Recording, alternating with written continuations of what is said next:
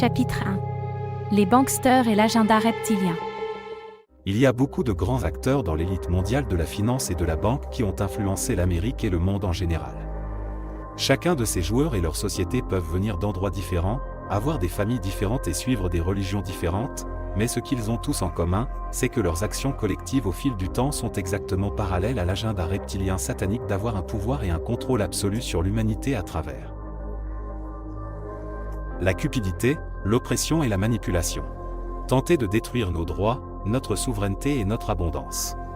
Ils ont fait et font toujours de leur mieux pour nuire, asservir et contrôler l'humanité, en utilisant leur immense richesse et leur position d'influence comme leurs outils.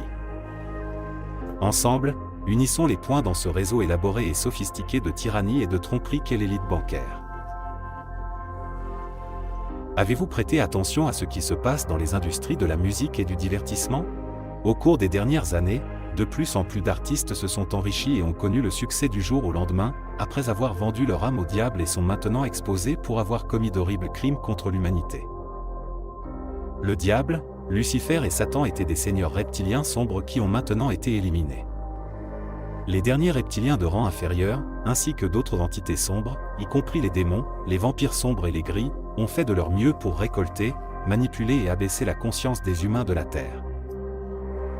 Quelle que soit l'industrie, qu'il s'agisse du sport, de la technologie, des arts ou de la finance, la richesse et la renommée à travers l'histoire ont toujours été soit héritées par des lignées, soit obtenues par des contrats liant l'âme avec les êtres sataniques des ténèbres, qui ont jusqu'à présent chassé le monde de l'ombre.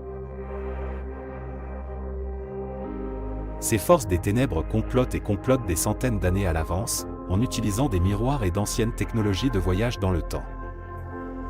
Ils ont déplacé, enlevé et planté certaines personnes, y compris des hybrides reptiliens portant leur lignée, à des postes de pouvoir pour mener à bien leurs plans au fil du temps.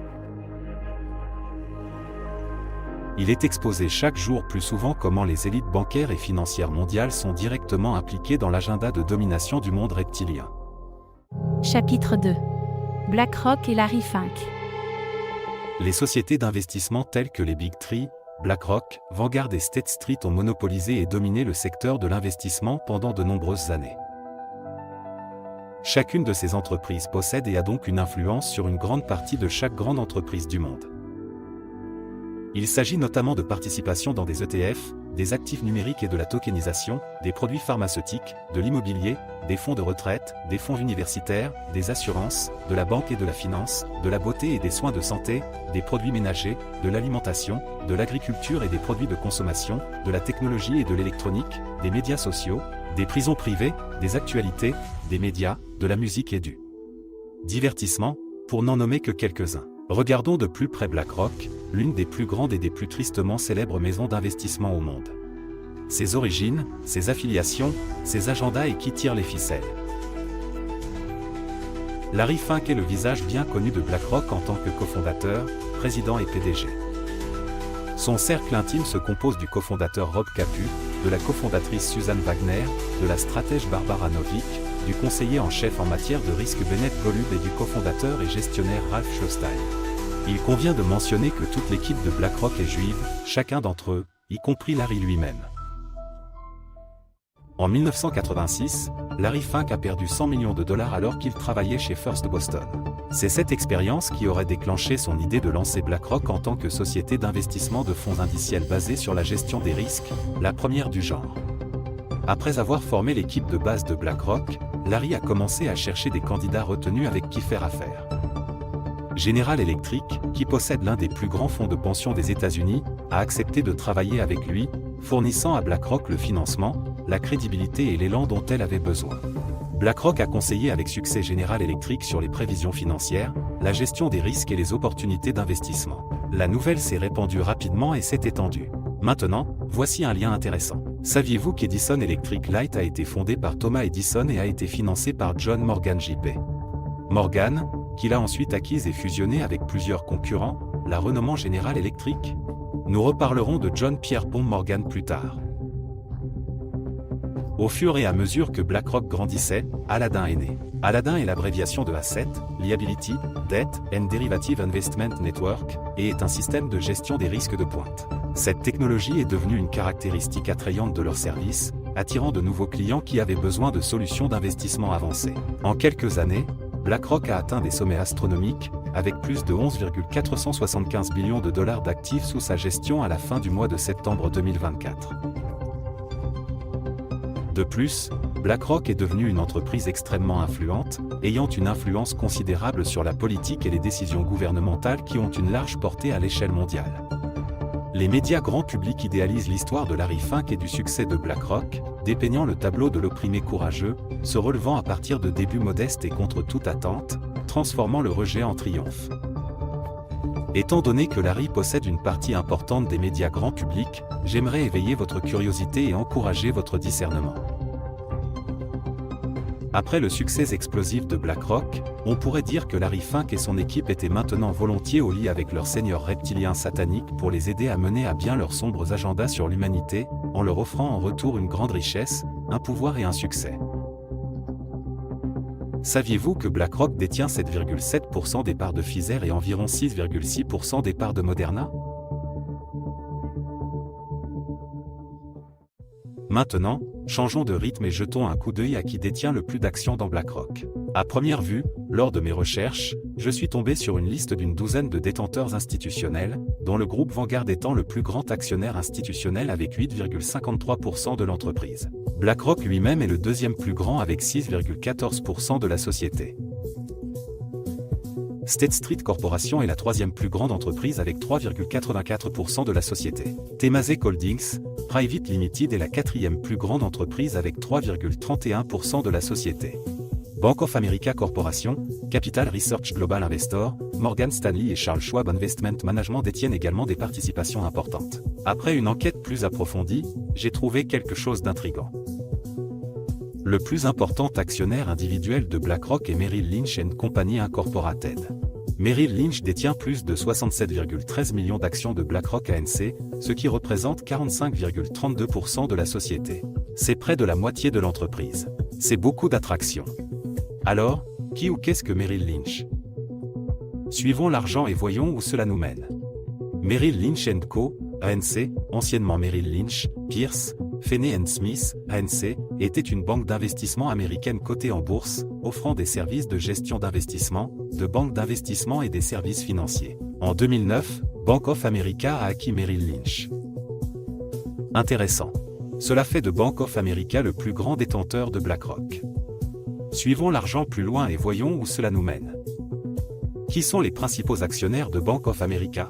Les plus grands actionnaires de Bank of America comprennent Berkshire Hathaway, ANC, Vanguard Group, ANC, BlackRock, ANC, State Street Corporation, Vanguard Total Stock Market Index Fund Investor Shares, Vanguard 500 Index Fund Investor Shares et JP Morgan Chase & Company, pour ne citer que quelques-uns des plus grands acteurs. Chapitre 3. Loup déguisé en mouton. Berkshire Hathaway, ANC de Warren Buffett, est de loin le plus grand actionnaire de Bank of America, avec une participation de 11,1%. Alors, à qui appartient Berkshire Hathaway, ANC? Warren Buffett est le PDG, le fondateur et le plus grand actionnaire de Berkshire Hathaway, détenant 16,45% de la société. Il contrôle également 31,2% des actions avec droit de vote de la société. Voici quelques autres actionnaires majeurs de Berkshire Hathaway. Le groupe Vanguard détient 11,18% de l'entreprise. BlackRock détient 8,20%. State Street Corporation détient 5,30%. Jod Capital Management détient 2,69%. Et la fondation Bill et Melinda Gates détient 1,32% de l'entreprise. Voyez-vous une tendance se dessiner ici? Oui, ils travaillent tous ensemble. Mais dans quel but ou dans quel but? Continuons. En septembre 2020, Berkshire Hathaway de Warren Buffett a dépensé 5,7 milliards de dollars pour des sociétés pharmaceutiques au milieu de la pandémie de coronavirus. Ses actions dans les sociétés pharmaceutiques comprenaient AbbVie, Bristol Myers Squibb, Merck et Pfizer. Saviez-vous que Warren Buffett et Bill Gates, le fondateur et PDG de Microsoft et de la fondation Bill et Melinda Gates, sont de très bons amis et travaillent ensemble depuis des décennies. Les deux sont devenus amis dans les années 1990 après que Gates ait rencontré Buffett dans la maison de vacances de sa famille sur Wood Canal. En 2006, Buffett a annoncé qu'il ferait don de la majeure partie de sa fortune à des œuvres caritatives, y compris 10 millions de dollars d'actions à la fondation Bill et Melinda Gates. Buffett a également été administrateur de la fondation de 2006 à 2021. De plus, Bill Gates a siégé au conseil d'administration de la société de Buffett, Berkshire Hathaway, de 2004 à 2020. Buffett et Gates ont travaillé ensemble sur différents projets mondiaux avec des intérêts particuliers autour de la pauvreté, de l'éducation, de l'environnement et de la santé. À première vue, cela peut sembler tout à fait christique. Mais après une inspection plus approfondie, ce qu'ils ont fait, c'est acheminer de l'argent par le biais de différentes organisations caritatives supposées auxquelles ils sont affiliés sous le faux prétexte d'être humanitaires. Les types d'actes de bienfaisance que ces organisations mettent en œuvre comprennent le financement de contraceptifs injectables tout en un qui sont administrés aux filles et aux femmes dans les pays en développement pour prévenir les grossesses dans le but de ralentir la croissance démographique et d'arrêter le réchauffement climatique supposé. Ce n'est pas seulement dans les pays du tiers-monde, la fondation Bill et Melinda Gates est également pro-avortement, plaidant et finançant les centres de planification familiale dans le monde entier. Ils transforment également les moustiques en armes biologiques, transportant des maladies et des vaccins nocifs et les libérant sur la population en général. Leur influence sur le système éducatif leur a permis d'endoctriner et de sexualiser les enfants par le biais de cours d'éducation sexuelle précoce. Ils travaillent également dur pour que nous mangions tous des insectes et de la viande cultivée en laboratoire, pendant que nous buvons avec des pailles en papier fabriquées avec de la colle toxique, tout cela pour aider à sauver l'environnement, pendant qu'ils volent dans des jets privés. Bill Gates et son père ont des liens étroits avec le Forum économique mondial, l'Organisation mondiale de la santé et les Nations unies, l'ONU, qui prend en charge l'agenda mondialiste d'un gouvernement mondial. Ce programme s'appelait Agenda 21, et a maintenant été rebaptisé Agenda 2030, après avoir échoué à atteindre les objectifs initiaux, en utilisant la pandémie comme tremplin. Ce programme comprend le dépeuplement, la surveillance et le suivi complet, les scores de crédit social, la monnaie numérique de la Banque centrale, les identités numériques, les aliments et les achats contrôlés, les villes à 30 minutes, et en général une tyrannie systémique sur le peuple par les élites sombres, avec la nuance fondamentale étant que vous ne posséderez rien et serez heureux.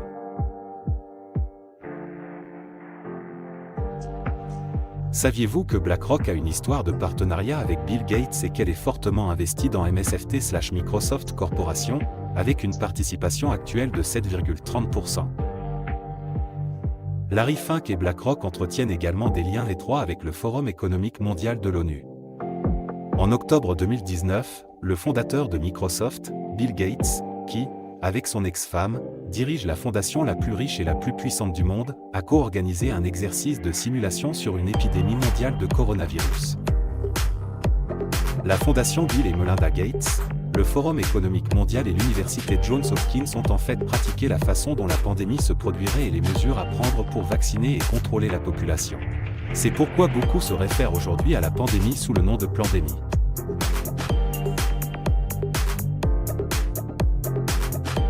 Bill Gates a été un grand ambassadeur, actionnaire et donateur des sociétés pharmaceutiques qui créent des vaccins.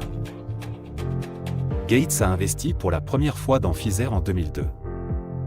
Il a financé plusieurs projets visant à développer des vaccins basés sur la plateforme d'ARN messager Moderna de CureVac. En septembre 2019, la fondation Gates a acheté une position dans BioNTech avant que la pandémie de Covid-19 ne frappe, en partenariat avec Pfizer. Gates a investi 55 millions de dollars dans BioNTech. Passons à un autre géant de la banque et de la finance. Chapitre 4. L'ascension de JP Morgan. JP Morgan Chase & Company est une société de services financiers qui a été créée en 2000, lorsque Chase Manhattan a acquis JP Morgan & Company. Nous reparlerons plus tard des origines de Chase.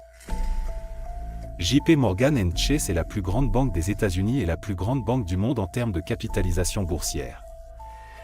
En 2024, les principaux actionnaires institutionnels de JP Morgan Chase est composé de Vanguard Group, BlackRock et State Street Corporation. Remontons maintenant dans le temps pour voir les origines de JP Morgan, Chase & Company. John Pierpont Morgan est né dans une famille aisée. Son père était directeur de banque chez George Peabody & Company, une entreprise londonienne, et il l'éduqua en conséquence pour qu'il suive ses traces. En 1861, après avoir travaillé pour la branche américaine de l'entreprise de son père, John s'associa pour fonder sa propre entreprise appelée Duncan, Sherman & Company. À l'âge de 24 ans, John Morgan a épousé sa femme Amelia Sturgis, qui est décédée tragiquement 4 mois plus tard. Beaucoup disent que John a changé après le décès de sa femme, et c'est compréhensible. Certains disent qu'Amelia était en mauvaise santé. Cependant, le moment de sa mort suscite également des soupçons quant à savoir si Amelia était un sacrifice de sang pour John. Peu de temps après, John P. Morgan s'est présenté à des opportunités qui ont changé sa vie, lui donnant un immense succès, un pouvoir et une richesse. Tout d'abord, John a gagné de l'argent grâce à la guerre civile américaine, en achetant de vieux fusils, en les entretenant, puis en les revendant au gouvernement à des fins lucratives. Peu de temps après, John s'est associé à un banquier de premier plan nommé Anthony Drexel pour créer Drexel, Morgan & Company, qui est devenu plus tard JP Morgan & Company.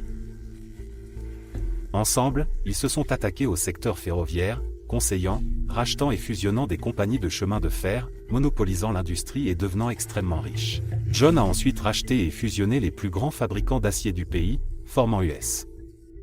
L'acier, qui prenait alors de plus en plus de valeur.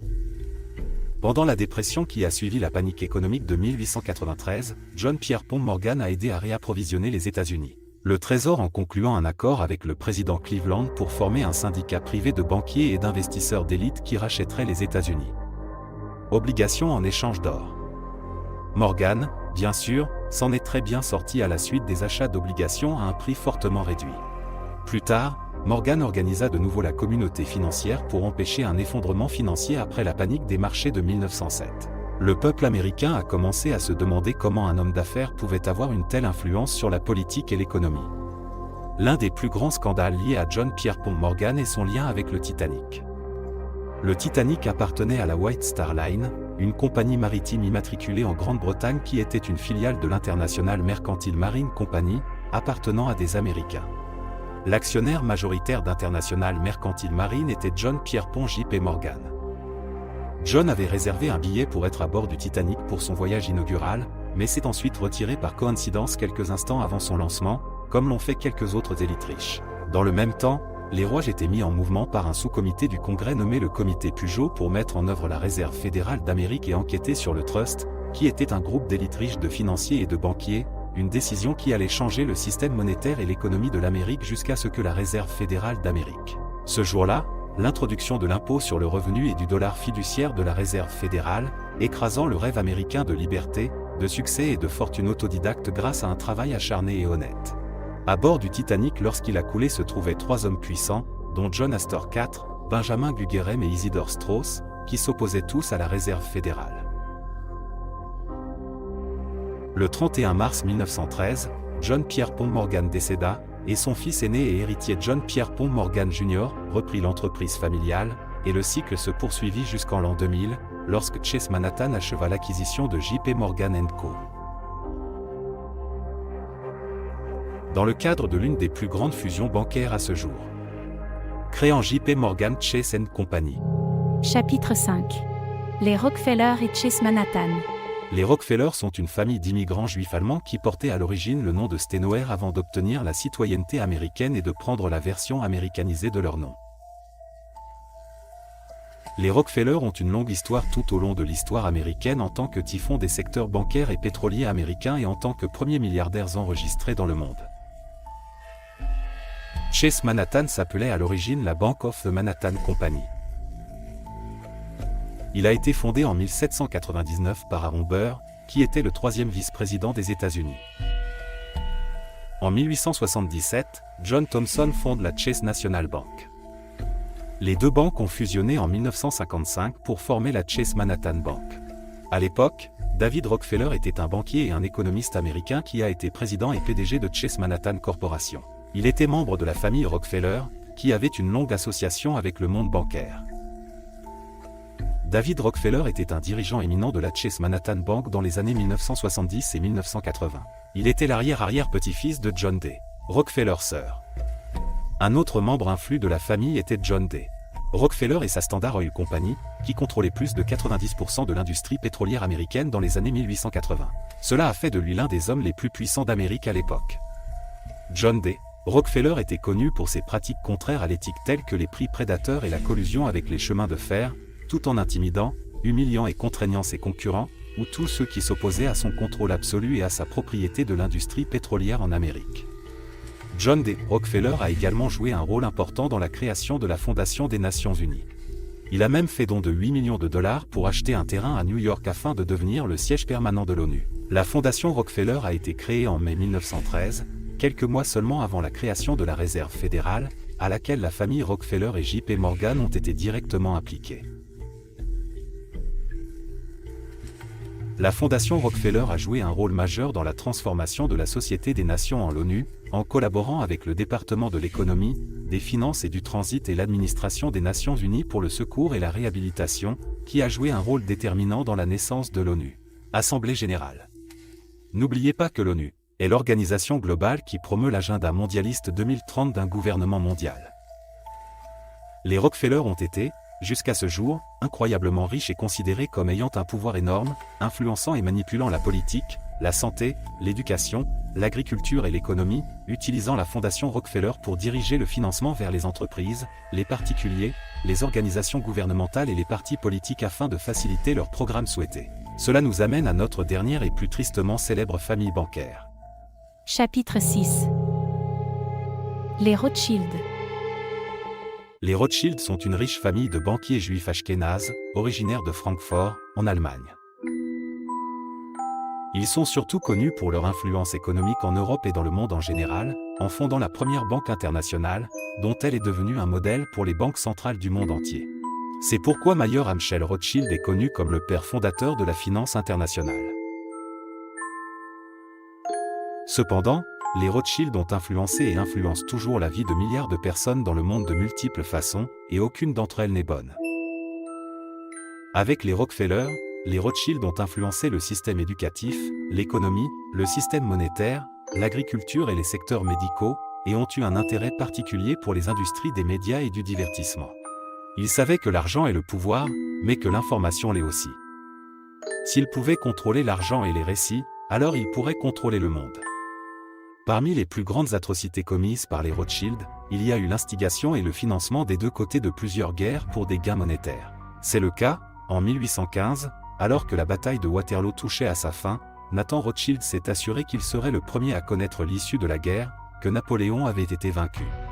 Il a engagé un espion qui a regardé la bataille se terminer.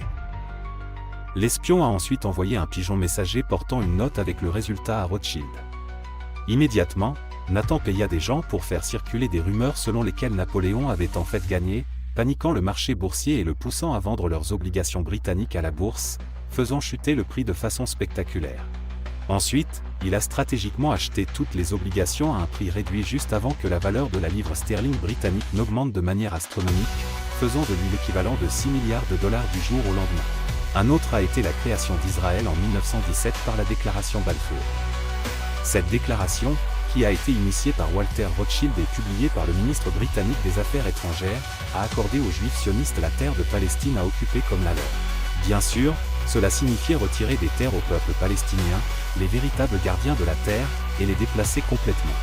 Ces actions, qui ont été soutenues par l'ONU jusqu'à très récemment, ont provoqué une guerre et un génocide du peuple palestinien qui sont toujours très présents plus de 100 ans plus tard.